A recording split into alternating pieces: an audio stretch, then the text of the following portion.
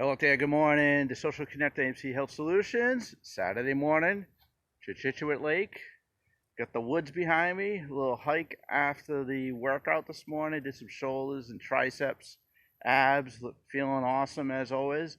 I hope you all went to the gym or got out there at least for a walk this morning after a nice, healthy, high-protein breakfast. So this week, what I'd like to talk to you about is a little on the diet side. As you know, we do videos every week based around fitness, mindset, diet, and of course supplementation. Last week I did a great video on supplements and why you need them. And this week I'm going to talk about why you do not need milk. All right, so as you know, a big marketing campaign over the years, you've heard from milk providers that milk does a body good. And you know, that was, I think even back in the day, it was even part of one of the 4 food groups that you had to have dairy. Now, you always heard me before, I've done numerous videos in the past, you probably hear them a lot through other health providers, that dairy is not good. Dairy is absolutely bad for your digestive tract. There's just a lot of anomalies with dairy. Digestive is a big one, right? And also dairy kind of drags you down. It's like anti-energy. So I'll give you a little tidbit about milk, right? So where does milk come from? Where does the milk originally come from? It comes from a cow. I mean, that's the most common milk out there. Of course, there's better options: soy, high protein. There's almond milk. Those are much better options for you. But think about this for a minute before you say, wait a minute, Jeff, but milk has calcium in it. It's awesome for you. Hold it. All right. So when a baby's born, what's common practice? That babies drink the milk from their moms, breast milk, right? That's human milk.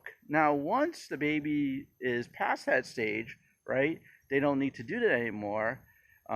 Usually the milk they would drink would be other sources of milk. You know, we always think cows and all that. That's not good for you. Breast milk from humans is technically the only milk you should be drinking because it comes from humans. Now think about this for a minute, right? So the milk that you buy at the store, most milk comes from cows or goats. There's goat milk out there. All right, so why would you want to drink the milk from a cow? Why would you want to drink the milk from a goat? Do you want to become a goat? Do you want to become a cow?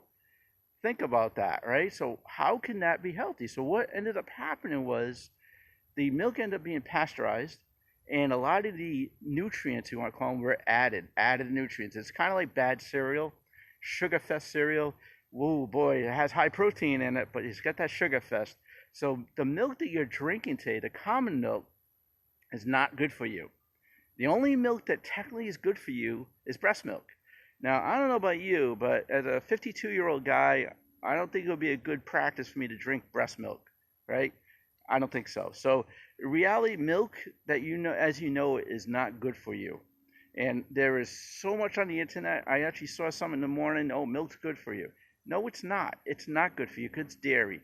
And dairy causes a lot of issues. A lot of milk drinking could be even cancer causing, specifically in the prostate area, prostate cancer. Why? Remember, digestive tract, right? How you flow toxins out of your body. It blocks it. So you don't really want to have a diet of milk. I see some people, oh, milk's good. They have that gallon, they're chugging it down, and then they end up having digestive. They can't eat food. So where do you go from here? Now, not all sources of milk are bad. I mean, soy milk is good for protein, but a lot of people are allergic to soy.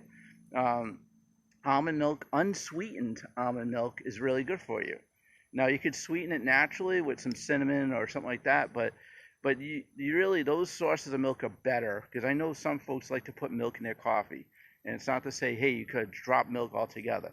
What I say to you today is really drop it from being reliant on milk, like for calcium, because a lot of heavy milk drinkers also have issues with osteoporosis, bone density, and you're like, but it has calcium in it.